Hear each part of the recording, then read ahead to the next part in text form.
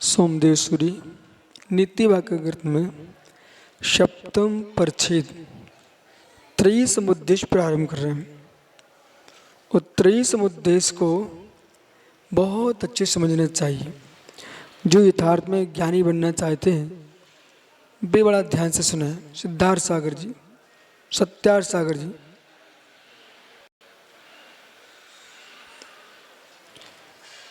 चत्वारो वेदाः शिक्षा कल्प्यो व्याकरण निरुक्तिम् छंदो चित्रंगा नीति इतिहास पुराणम मीमांसा न्याय धर्म शास्त्रमति चतुर्दश विद्या स्थानानि त्रयी।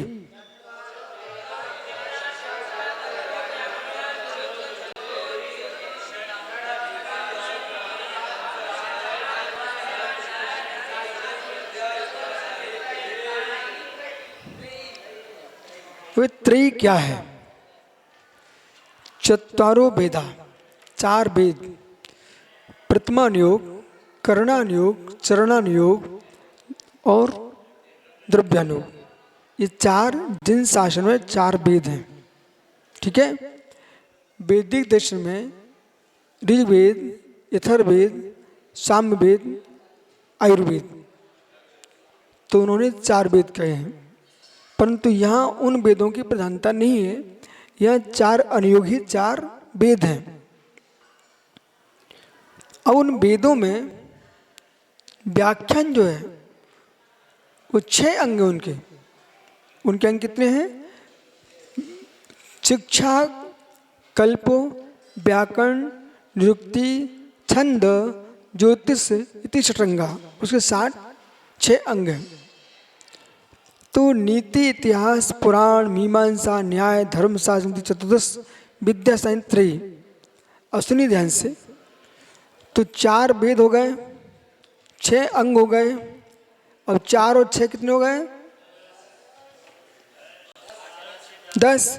उनमें नीति एक जोड़िए, इतिहास, पुराण, मीमांसा, तो न्याय, धर्मशास्त्र सब मिला करके क्या है ना, 14 विद्या स्थान। इनको त्रयी कहा है। इनको त्रयी कहा है। अब प्रथमानुयोग जिनमें तीर्थंकरों आदि महापुरुषों के, पुराण पुरुषों की व्याख्या वो प्रथमानुयोग है। करणानुयोग भूगोल, खगोल, ज्योतिष, कर्म, प्रकृतियाँ, इन सब की व्याख्या जिसमें है वो क्या है? करणानुयोग। श्रवण और श्रावक की चर्या की व्याख्या जिसमें है वो चरणानुयोग। 6 द्रव्य 50 का है, 7 तत्व 9 पदार्थ और तर्कशास्त्र की व्याख्या जिसमें है वह है द्रव्यानुयोग। इस प्रकार से 4 अनुयोग हैं।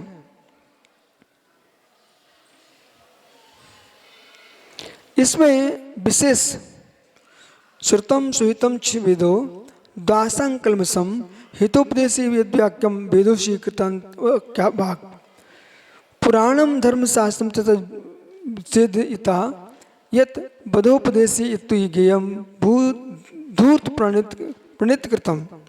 ये दोनों श्लोक बहुत सुंदर है।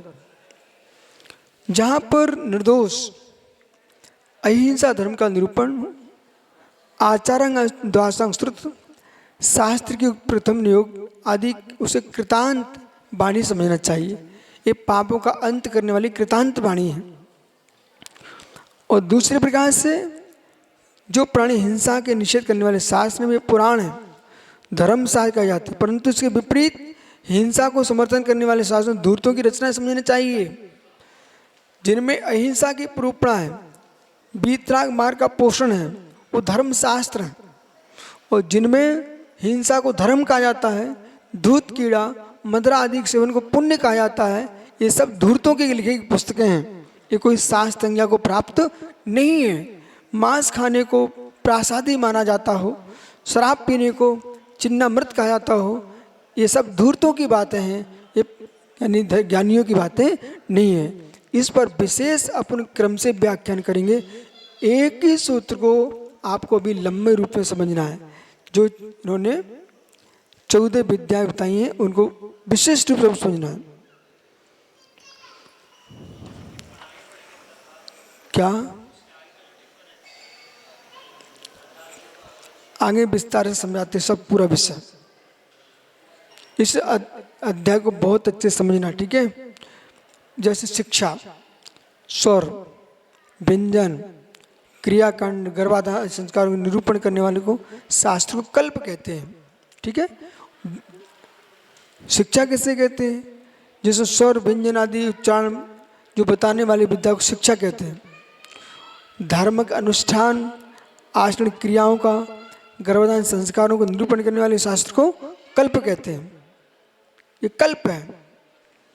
व्याकरण जिसमें भाषा का शुद्ध किया जाता है, बोलने का बोध होता है, वो व्याकरण है।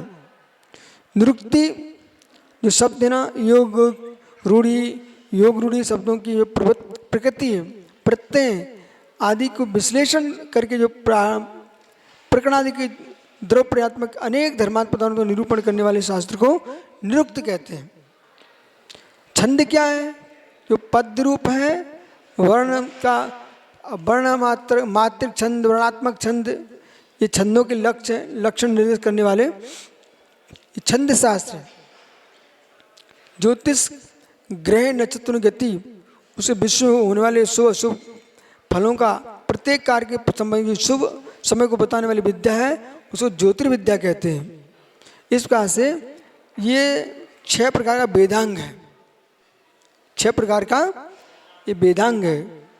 इतिहास, पुराण, ठीक है, विभिन्न मौलिक सिद्धांत आदि शास्त्र बुद्धि द्वारा विचार करने, समीकरण करने वाली विद्या। न्याय वो इतिहास है, और प्रमाण न्याय के विवेचन करने वाली विद्या जो है वो न्याय है। धर्मशास्त्र, अहिंसा धर्म के पोषक को विवेचन करने वाले उपासका ध्यान, ये 14 विद्यासान को त्रिविद्या कहते हैं। शेष आगे विचार करेंगे। अब इसमें विस्तार से पूरा व्याख्यान है, और श्रवण और श्रावकों के लिए बहुत सुंदर प्रकरण है।